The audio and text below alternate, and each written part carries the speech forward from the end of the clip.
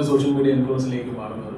അപ്പോൾ എനിക്ക് പറയാനുള്ളത്, ഈ നമ്മൾ ഈ കേസ് വന്നതിന് ശേഷവും കേസ് നടക്കുമ്പോഴും പോലീസ് കേസ് എടുത്തതിന് ശേഷവും നടക്കുമ്പോഴും അല്ല അതിന് ബെയിൽ കിട്ടിയതിന് ശേഷവും എനിക്ക് വരുന്ന ഇനോഗ്രേഷൻസിന്റെയോ അല്ലെങ്കിൽ പ്രമോഷൻസിന്റെയോ അല്ലെങ്കിൽ ഫംഗ്ഷൻസിന്റെ എണ്ണത്തിനോ കുറവ് വന്നിട്ടില്ല, ഒരുപക്ഷെ കൂടിയിട്ടുണ്ടെന്ന് വേണം പറയാനായിട്ട്.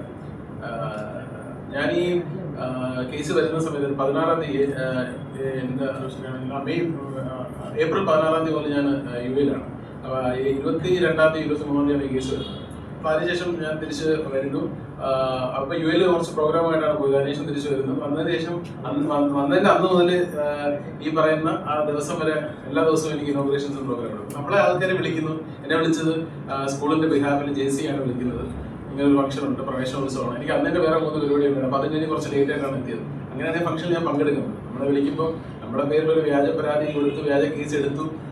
കോടതി അതിന് മുൻകൂർ ജാമ്യം. പ്രത്യേകിച്ച് ഇങ്ങനെ ഒരു ഗ്രാവിറ്റി ഉള്ള ഒരു കേസിന് കോടതി ബെയിൽ തരണമെങ്കിൽ നിങ്ങൾക്ക് എല്ലാവർക്കും അറിയാം, ബെയിൽ തരണമെങ്കിൽ അതിൽ മെറിറ്റ് ഉള്ളതുകൊണ്ട് മാത്രമാണ്. അല്ലാതെ കോടതി എന്ന് പറയുന്നത് നമുക്കറിയില്ല, അത്രയും നമ്മളെല്ലാവരും വിശ്വസിക്കുന്ന ഇന്ത്യൻ ജുഡീഷ്യറി എന്ന് പറയുന്നത് അത്രയും ഡിവൈൻ ആയിട്ടുള്ള സാധനം. നിങ്ങളെ പോലെ തന്നെ ഞാൻ വിശ്വസിക്കുന്ന ഒരൊറ്റ തത്വത്തിൽ മാത്രമേ ഉള്ളൂ, 1000 കുറ്റവാളികൾ രക്ഷപ്പെട്ടാലും ഒരു നിരപരാധി ഉപേക്ഷിക്കപ്പെടില്ല. അതെനിക്ക് ഉറച്ച വിശ്വാസമാണ്. അതിന്റെ ഒരൊറ്റ ബേസിൽ തന്നെ ഞാൻ എപ്പോഴും പബ്ലിക്കായിട്ട് മീഡിയയുടെ മുമ്പിൽ ഞാൻ ചലഞ്ച് ചെയ്ത് പറയുന്ന ഒരു കാര്യം എന്ന് പറഞ്ഞാൽ, കോടതി ഞാൻ ഗിൽറ്റി ആണെന്ന് പ്രൂവ് ചെയ്യുകയാണെങ്കിൽ ആ മൊമെന്റിൽ ഞാൻ എന്റെ സോഷ്യൽ മീഡിയ അക്കൗണ്ടുകളിൽ ഡിലീറ്റ് ചെയ്ത് ഞാൻ ആ സോഷ്യൽ മീഡിയ ലൈഫ് അവിടെ എത്തി. അത് അത്രയ്ക്ക് കോൺഫിഡൻസ് ഉണ്ട് എനിക്ക്.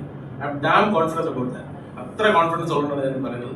അത്രയും കോൺഫിഡന്റ് എനിക്ക് വിധി വരുന്നവരുണ്ട്. കാരണം ആത്യന്തികമായി വന്ന വിധി വളരെ പോസിറ്റീവാണ്. കാരണം കോടതി ആ ബെയിൽ ഓർഡറിൽ വ്യക്തമായി പറയുന്നുണ്ട് ഫോൾസ്ലി ഡ്രാഗ്ഡ് ഇൻ എന്ന് പറഞ്ഞിട്ട്. അങ്ങനെ ഒരു ഗ്രൗണ്ടിലാണ്, ആ ഗ്രൗണ്ടിലാണ് എനിക്ക് ബെയിൽ തരുന്നത്. കാരണം പബ്ലിക്കായിട്ട് നടക്കുന്ന ഒരു ഷൂട്ട്, ഒരു റിസോർട്ടിൽ 25 മോഡൽസിനോടൊപ്പം നടക്കുന്ന ഒരു ഷൂട്ട്, ഒരു അമ്മയുണ്ട്, റിസോർട്ടിന്റെ ആൾക്കാരുണ്ട്. 2.5 മാസം കഴിയുമ്പോൾ ഞാൻ ആ കേസിൽ പ്രതിയാണ്. വളരെ എനിക്ക് ഭയങ്കര അതിശയം തോന്നി. എനിക്ക് സത്യം ഞാൻ തന്നെ എന്റെ വാർത്ത ദുബായിൽ നിന്ന് ഞാൻ താമസിക്കുന്ന ഓഡിറ്റോറിയത്തിൽ നിന്ന് ഞെട്ടിപ്പോയി. ഞാൻ പോക്സോ കേസിൽ പ്രതി എങ്ങനെ പ്രതിയാവുന്നു? എൻ്റെ കൂടെ അഭിനയിച്ച ഒരു കുട്ടിക്ക് 15 വയസ്സ് താഴെയാണ്, അല്ല 15 വയസ്സേ ഉള്ളൂ. ആ കുട്ടി സമ്മതമില്ലാതെ ആണ് ഞാൻ ഇത്രയും ദിവസം വീഡിയോ സോഷ്യൽ മീഡിയയിൽ ഇട്ടിരുന്നത്. ആ കുട്ടി കൊളാബ് ചെയ്തിരുന്ന വീഡിയോ കേസ് കൊടുത്തത് 3 ദിവസത്തിന് ശേഷമാണ് കുട്ടി കൊളാബ് റിമൂവ് ചെയ്തത്. എല്ലാത്തിന്റെ പ്രൂഫ് കോടതിയിൽ നമ്മൾ സബ്മിറ്റ് ചെയ്തിട്ടുണ്ട്. അപ്പൊ അത്തരം ഇതൊരു ഗൂഢാലോചനയുടെ ഭാഗമാണ്. കാരണം പ്രത്യേകിച്ച് ഞാൻ ഈ ഇനോഗ്രേഷൻസിന്റെയും അല്ലെങ്കിൽ ബ്രാൻഡിങ് ആൻഡ് പ്രൊമോഷൻസിന്റെയും പേരിൽ വേൾഡ് റെക്കോർഡ് ഇട്ട ഒരാളാണ്. അപ്പം ബേബി മറ്റുള്ള ഇൻഫ്ലുവൻസേഴ്സിന് എന്നോട് പൊതുവെ ഒരു ദേഷ്യമുണ്ട്. പല പോസ്റ്റുകളിലും പല ഇതിലൊക്കെ ഞാൻ ഒരുപാട് ബോഡി ഷേമിങ് ആണ് എനിക്ക് മെയിനായിട്ട് കൂടുതൽ കാണുന്നത്. നമ്മളിപ്പോൾ ഏതൊരു വീഡിയോ ഇട്ടാലും തടിയും അല്ലെങ്കിൽ അങ്ങനെയുള്ള ഒരു സാധനങ്ങളൊക്കെ വെച്ചിട്ട് കുറെ ഇതൊക്കെ വരാറുണ്ട്. അപ്പൊ അതൊക്കെ നമ്മൾ വലിയ കെയർ ചെയ്യാറില്ല. കാരണം ബോഡി ഷേമിങ് ഞാൻ വലിയ കാര്യമായിട്ട് എടുക്കുന്ന ഒരാളല്ല, പോസിറ്റീവായിട്ട് എടുക്കുന്ന ആളാണ്. ഈ ബോഡി വെച്ചിട്ടാണ് നമ്മൾ ഇവിടെ വരെയൊക്കെ എത്തിയത്. അപ്പം ഇത് തന്നെ അങ്ങനെ ആയിരിക്കും നമുക്ക് ഉള്ള ഒരാളാണ്. അപ്പൊ അത്തരം കാര്യങ്ങളൊക്കെ കണക്കിലെടുക്കാതെ ഇരുന്നപ്പോഴാണ് ഇത്തരത്തിലൊരു സാധനം വരികയും ഈ പെൺകുട്ടിയുടെ മാതാപിതാക്കളെ നിർബന്ധിച്ച് അവരെ കൊണ്ട് കേസ് കൊടുപ്പിക്കുകയൊക്കെ ചെയ്ത്. പക്ഷെ കേസിൽ മെറിറ്റ് ഉണ്ടെന്ന് നമ്മുടെ ബഹുമാനപ്പെട്ട കോടതി, ആ ഒരു കോടതിയിലുണ്ടായ വിശ്വാസമാണ് ഇപ്പൊ ഞാൻ നിങ്ങളുടെ മുന്നിൽ ഇരിക്കുന്നത്, അല്ലെങ്കിൽ എനിക്കിപ്പോ ഞാൻ സംസാരിക്കും. ആ ഒരു വിശ്വാസം എനിക്ക് അതുകൊണ്ട് ഒരുപാട് കാര്യങ്ങൾ വഴിവിട്ട് പറയാനും പറ്റില്ല. കാരണം കേസ് നിലവിൽ ഇപ്പൊ നടന്നുകൊണ്ടിരിക്കുന്നതുകൊണ്ട് അതിന്റെ ഒരുപാട് ഡീറ്റെയിൽസ് എനിക്ക് പറയാൻ പറ്റില്ല. കാരണം ഒരുപാട് തെളിവുകളുണ്ട് നമ്മുടെ ഭാഗത്ത്. ഇതൊരു ഫാബ്രിക്കേറ്റഡ് കേസാണ്, അതൊക്കെ നമ്മളിവിടെ പറയാൻ പാടില്ലാത്ത കാര്യങ്ങളാണ്. അപ്പം പൊതുവേ ഉള്ള എനിക്ക് പറയാൻ പറ്റുന്ന എന്റേതായ നിയന്ത്രണങ്ങളിൽ നിന്നുകൊണ്ട് പറയാൻ പറ്റുന്ന കാര്യങ്ങൾ ഞാൻ പറയാം. ഒരു ഫാബ്രിക്കേറ്റഡ് കേസായിരുന്നു. അത് മനസ്സിലാക്കിയത് കൊണ്ടാണ് തീർച്ചയായിട്ടും ഇത്തരത്തിൽ ഗ്രാവിറ്റി ഉള്ള ഒരു കേസിൽ നമുക്ക് ബെയിൽ കിട്ടിയത്. അത് തീർച്ചയായിട്ടും നമ്മളെല്ലാവർക്കും നാളെ നമ്മളിപ്പോ ഇവിടെ ഇരിക്കുന്ന ആർക്കെങ്കിലും ഒക്കെ ഒരു പ്രശ്നം ഉണ്ടായാലും ആദ്യം പോകുന്ന ഒരു പരാതിയാണ്. പരാതിയിൽ FIR ലോഡ്ജ് ചെയ്യും, ഉറപ്പാണ്. പ്രത്യേകിച്ച് പോക്സോ കേസാണെങ്കിൽ FIR 100% ലോഡ്ജ് ചെയ്യും. അപ്പൊ അവിടെ പ്രതിയായി, പിന്നെ വാർത്തയായി കഴിഞ്ഞാൽ പിന്നെ അടുത്ത് നമ്മൾ എയറിലായി. നമ്മള് അതിനുശേഷം പക്ഷെ എനിക്ക് ബെയിൽ കിട്ടിയപ്പോൾ ആരും വാർത്ത കൊടുത്തില്ല.